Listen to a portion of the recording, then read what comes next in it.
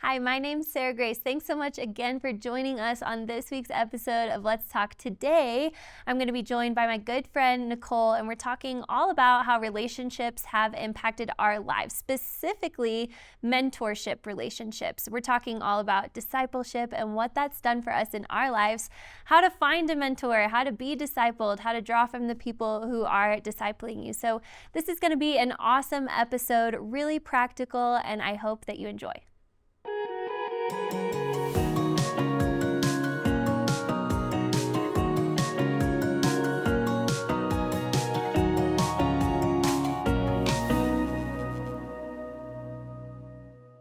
Well, welcome back to the show. I'm so excited to have you back on today. Thank you for being here. So for anyone who hasn't seen the episodes before, and I don't think you really took time before to maybe tell a little bit about yourself. So my good friend Nicole, who you are in my life, we've worked together at church for a few years, but then also have just become really good friends and have had a really sweet relationship over the last few years. So I wanted to have you on the show because I know that you have a lot of good things to say, a lot of good things to offer, especially about today's topic. But let's kick off by just you telling a little bit about who you are. Thank you. Yeah, I'm really excited to be on your show, Sarah Grace. Let's see. So I work for the ministry. I've worked for the ministry for about 2 years now. What is the ministry? 𝗵𝗵𝗪𝗂𝗪𝗃 Ministries. I work over at headquarters across the street from 𝗵𝗪𝗪. Okay. And I've also worked at my church with you for about 3.5 years now. And I don't get out and hike very much, which most people out here in Colorado do, but you know. It's like, tell me about who you are. I like hiking. I Exactly. like hiking. I just don't do it. Yeah, exactly. I like walking. Yeah, I go for walks. Lots of walks, yes. Easy, nice, It's nice. walks. And yeah. Colorado's pretty sunny, so we get to go out most days. Yeah. I appreciate that about Colorado a lot. Me Yeah. too. Yeah. So that's a little bit about me. A little bit about yourself. You like hiking. You don't hike all the time. That's super cool. And so you have a lot on your plate. And I know that, we've actually had several conversations about this, but like you're doing all of that. Before we just jump into today's topic, how do you stay focused with everything that you're doing? Because you have a lot going on. How do you stay focused? Like, how do you keep your relationship with the Lord strong with everything that you're doing? Yeah, well, I think it's all about values and living out your values and your priorities instead of living what's screaming in your face that needs to be done the most. Yeah, so good. Because John 15, Jesus says, you can do nothing apart from me. So living in a relationship with God is the very most important thing, because if you don't do that, everything else you do is meaningless. Yeah. Produces no fruit. Good. That's super good. And I've really seen you strive to do that, like in each of your seasons of life. And it's so interesting because we became friends a few years ago. And I remember like when I first sort of knew, like, when you know someone without knowing them, like just see you around and stuff.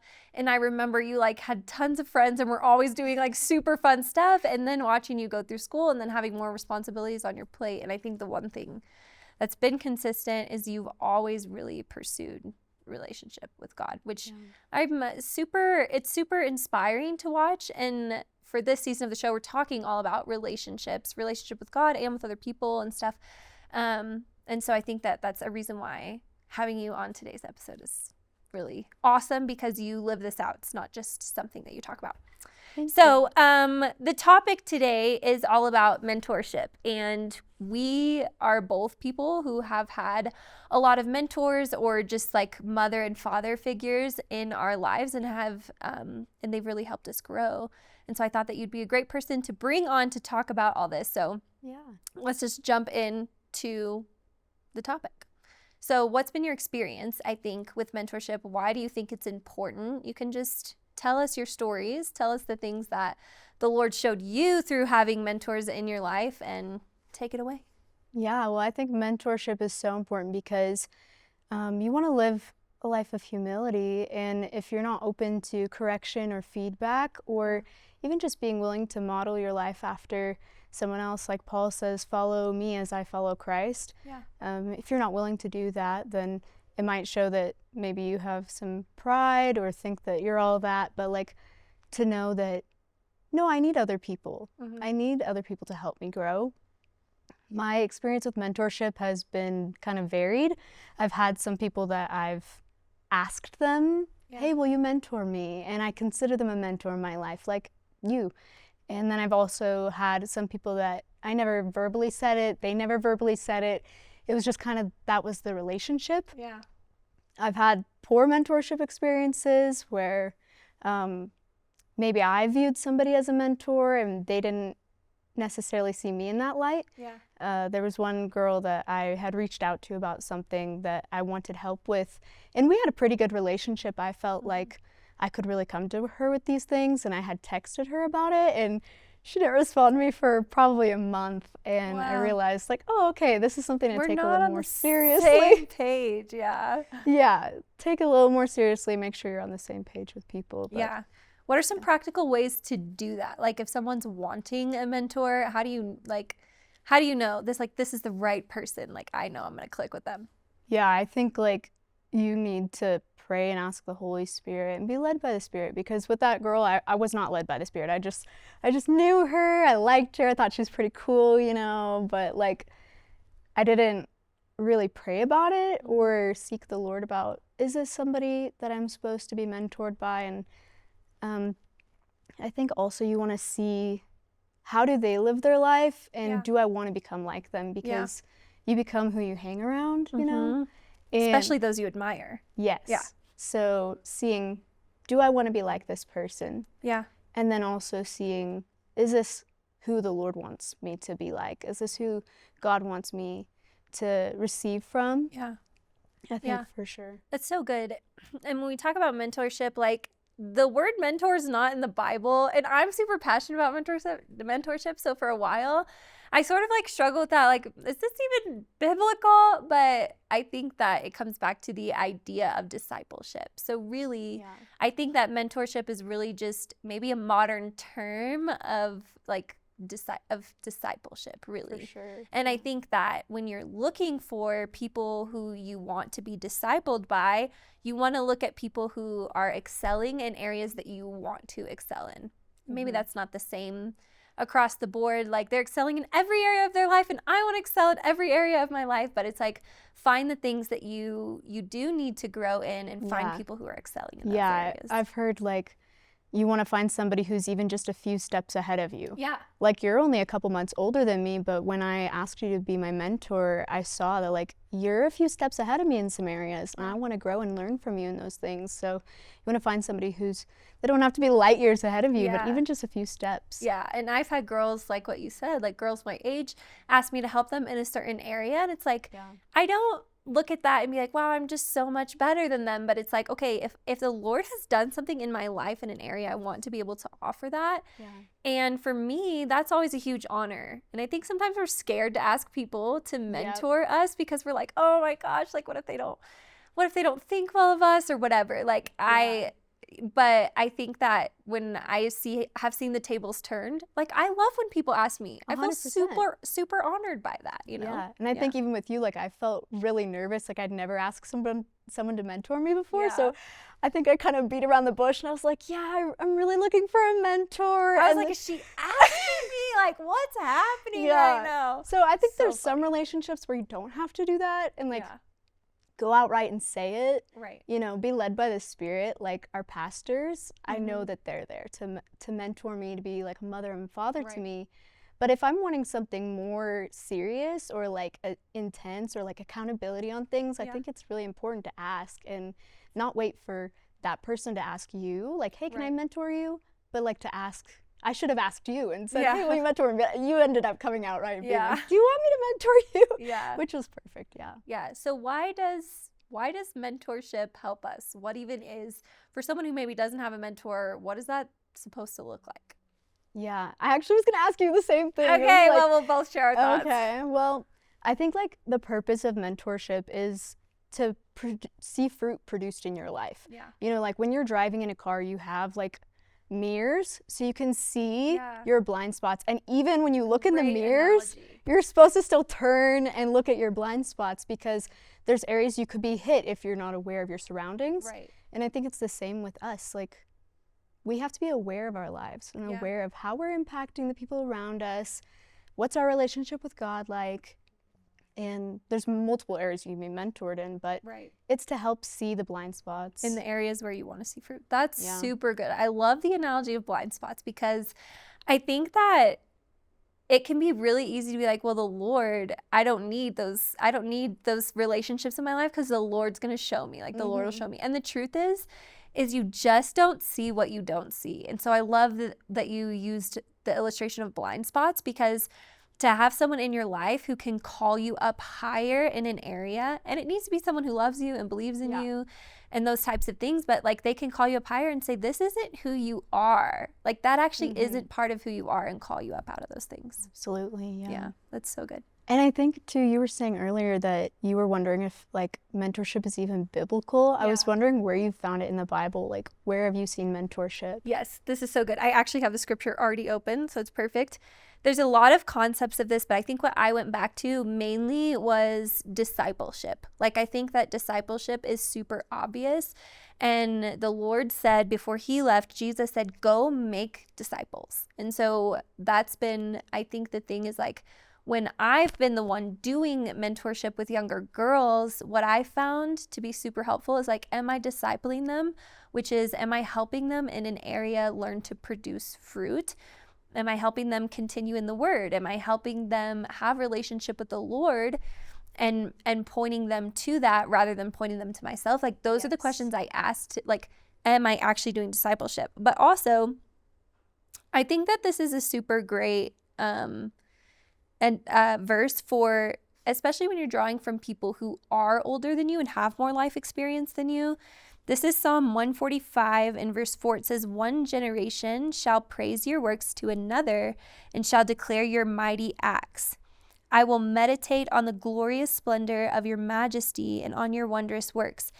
And the Bible is full of generational relationships. I think God's a really generational God. And oftentimes, mentorship is stepping in an area where maybe your family might have been, and it's like, I have incredible parents. They love the Lord. They taught me so much. But there's areas of my life that because of who I am and the way I'm wired, God needed to use other people to get through to me. And so I think the one generation declaring his acts to another, like having people who have that relationship with the Lord to call you up and to inspire you to have that same relationship with him is super important. And God's generational. When he would appear to people in the Old Testament, he would say, I'm the God of Abraham, Isaac, Jacob.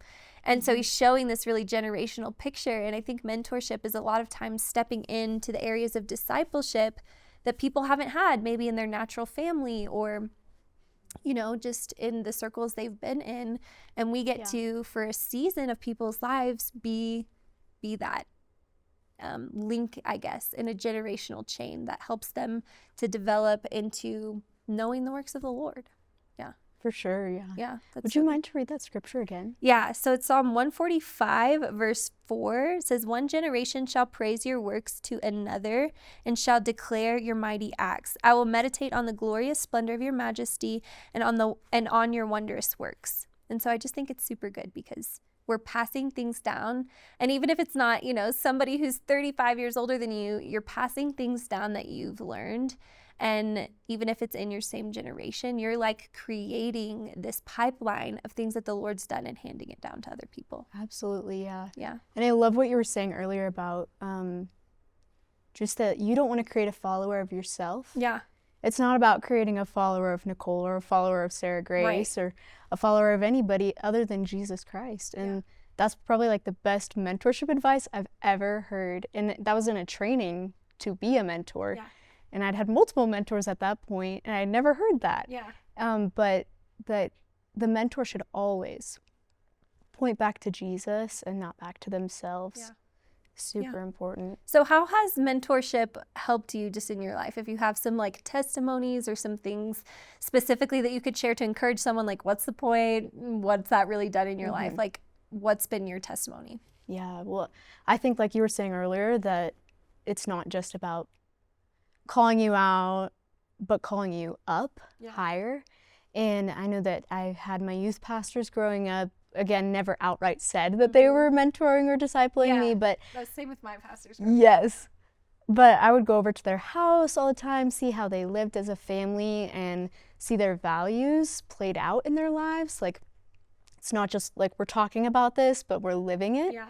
And following example, I think, has been a really important thing in mentorship for my life. Yeah. And also just being called up higher. Like, the biggest thing for me growing up was my youth pastors would speak over me like, God has big plans for your life. Yes. And they would see things in me that I had no idea about, but it bore witness with my spirit of like, I know that this is true. Yeah. I would have never found this on my own, but I know that this is true. Like, God has big plans for me. And even just now, like being older, I've had some more life experience, some disappointments, honestly, in my life. And recently, one of my mentors was just telling me like, no, this is who you are. Like, this is how I see you. And it's not condemning, like, hey, stop thinking of yourself that way. Yeah. But it's like, hey, actually, I'm going to call you up higher. This is who I see. This is what God says about you. So good. And I think that brings a lot of fruit. I think it produces a lot of fruit. Yeah, I think so too. I have a similar experience, and I think it speaks to like, there's mentorship relationships that happen super organically. And then there's other ones that you do have to be intentional with. And I think sometimes those really organic ones, like you're not even calling it mentorship at that point because it just happened and you ended up being able to draw from the people that you're spending time with. And I love what you said about your pastor's just saying like, you're going to do great things. Like, you have a call on your life. And for me, like, really from the time I was like around 12 years old, the pastors of my church were the first people to really start to disciple me outside of my parents. And you need backup, like, especially as a teenager, like you need so much backup to like Fix a village. It literally does. And now I understand when I have all these other teenagers in my life, and now I see that. But it's like, my parents were incredible, but having other role models, I guess, to look up to. And my pastors really just took me under their wing. They sewed into me, and they would tell me all the time, like, Sarah, you're anointed for this. You're called for this. Like, you're going to do incredible things with your life. Like, you're going to minister to people all over the world. They would tell me things like that, and I believed them. I just literally believed that what they were saying was true, and like, I still believe that. Like, I actually believe that because from so young, I'm like, I'm going to do great things because God's so good and he wants to use his people. And like, that's just the mindset that I have because I grew up with these incredible people in my life telling me like, you're going to do great things. And it's super cool to see now where my life is at and how it's been so impacted by someone who is just willing to take the time. So I think it's important to be willing to be those people, but also to learn to put a draw on other people. Yeah. So some people say they want mentors and they want to learn, they want to grow. So how do you go about that? Let's start with maybe like, how do you find a mentor to know they're the right mentor? Yeah. A prayer that I always pray, like whether it comes to friends, a relationship, or like mentors, any kind of relationship. So I pray that God would highlight the right people to me. Yeah. And God did this with you, for me with you. But like, I was really lonely at one point, and I was like, okay, God, who in my sphere do you want me to develop a deeper relationship with? Would you highlight those people to me? And I just got out a pen and a notebook, very practical, and I just said, okay, God, give me some names. Yeah. And you were on that list, and then I went ahead and started spending more time with you, and that developed the mentorship relationship. But I think praying for God to highlight the right person or people to you is very important, and then also they need to be willing as well. Yeah. Like that girl that I texted, I don't think she had an evil heart. I just think she didn't have time. And you can't be like, God said you're my mentor, and then be like, well, God didn't tell me that. Exactly. So that's something to look for. And again, like I said earlier, somebody who's gonna point back to the word and point back to Jesus, not to themselves or for their own personal gain, or to puff themselves up like, wow, you want to learn from me, you know. So good, but who's going to point you back to the word and also lift you up higher, not condemn you or have any kind of manipulation over your life. And even once you're in that mentorship relationship, it's super important to take what they say back to the word and back to God. Because like, I think it's easy when you're in a relationship with somebody to take everything they say and be like, okay, I'm going to run with this. Yeah. And then you stop talking to God and asking God questions. And So true. so that's really important. And I think a sign of a good mentor is they will point you back to be like, okay, what has the Lord spoken to you? All right, what have you heard already about this? Because that will foster like you actually going and drawing from the Lord yourself. I think a lot of mentors that I've had that have been good mentors have actually asked me as many questions as I ask them, because they're trying to get me to think and to stir in me the realization of like, okay, you have the Holy Spirit inside of you. You can draw this wisdom from him. But sometimes you need to be coached through that, you know? Yeah. For sure. Can I expose you a little bit? Go for it. So you keep a book you keep like notes in your phone, like the book of so-and-so. Oh, yes. Like the book of Nicole while you've been mentoring me. This like is the book so of fun. Nicole. Yeah. And you keep written down like, this is what God spoke to Nicole about this. This is what God spoke to Nicole about this. This is what I see in Nicole. And then you draw that out. Like you read over those notes, you know. Yeah. And then when you're spending time with me, you're like, hey, this is what God told you, right? Yeah. And so you're very intentional. And that's something that I've learned from you and have applied as well. So I think a mentor should be somebody who's, just like you're saying, intentional with the time and the privilege and the honor that it is to speak into somebody else's life. That's so good. I love how you said, can I expose you? And then you just say great things about me. I was like, I don't know if it's a secret. I don't know. No, it is cool because it's like, I think I even have a note in my Bible on one of the scriptures, like, remind Nicole of this, because one time you were like, God spoke to me this and I just need to remember this scripture.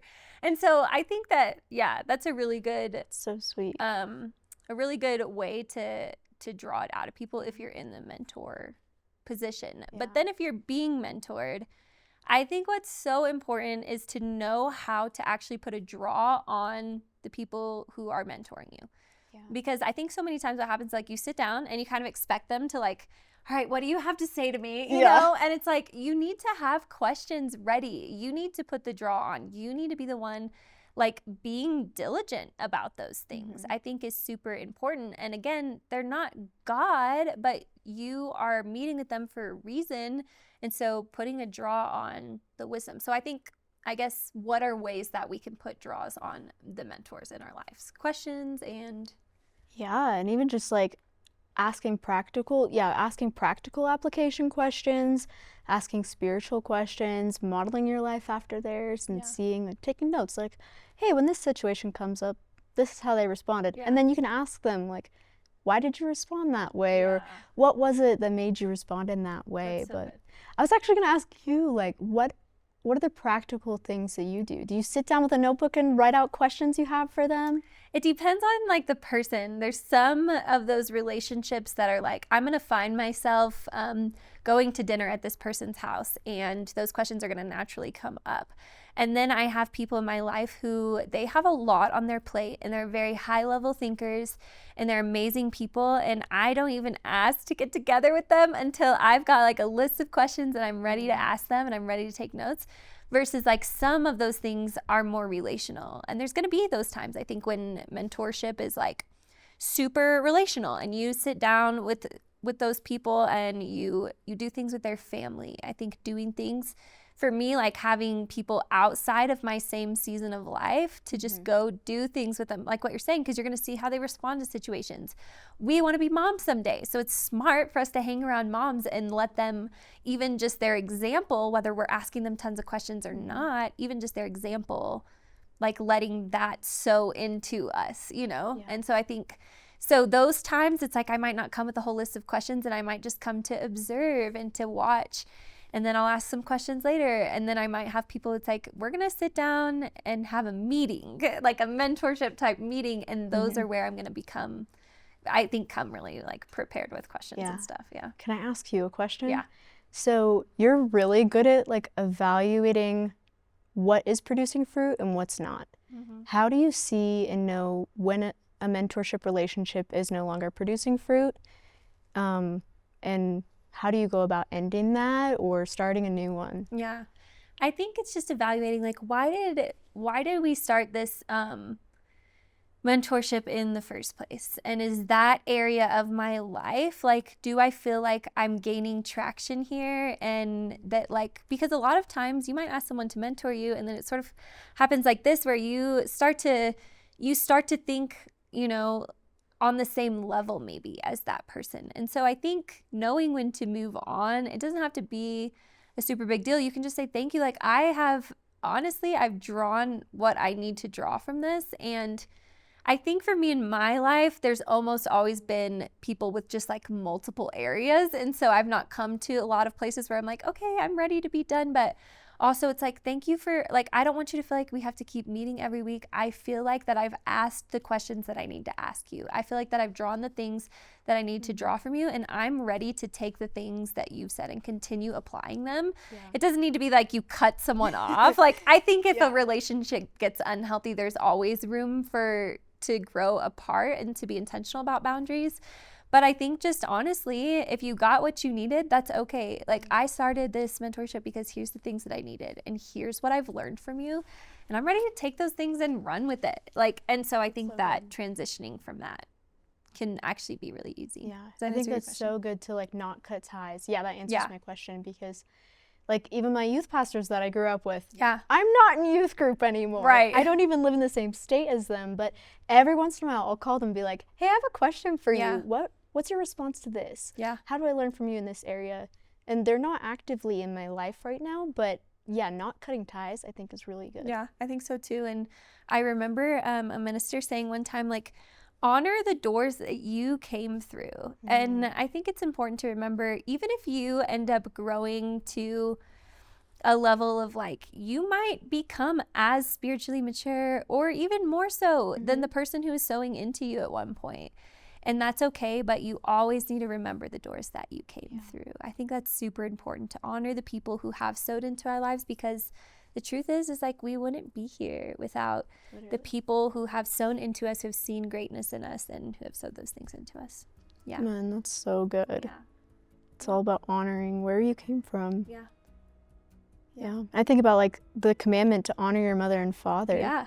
Like that's because they're taking the time and energy to pour into you. Honor those people, and not just your physical mother and father, but honor your spiritual mother and father. Yeah, that's so good. So powerful. Well, we're out of time for today's episode, but thank you so much for being here. This was such a sweet conversation. It's so cool to get to hear from you and your perspective about things. So thanks for having me. Yeah, I appreciate absolutely. it. We'll see you on another episode. Okay.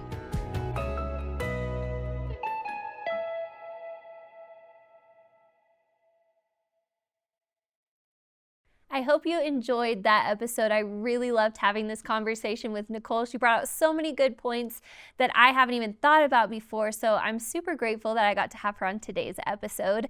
One of the things that Nicole brought up was you have to hear the Lord about who you're going to ask to be your mentor. You can look at all these people around you and see them and think they're awesome, but knowing who God's calling you to be in relationship is super important for that. So you have to be able to hear God's voice. This season of Let's Talk, we're giving away the 4 keys to hearing God's voice. This is a little book, so if you don't love reading, it's actually perfect for you because you'll get through it really easy. There's some keys in there for how to hear God's voice, really practical things that are going to help you in your relationship with Him. So this is completely free to you. If you go to letstalkgtn.com, you can find it there, totally free. So go get that. I know you're going to enjoy it, and we'll see you on the next episode of Let's Talk.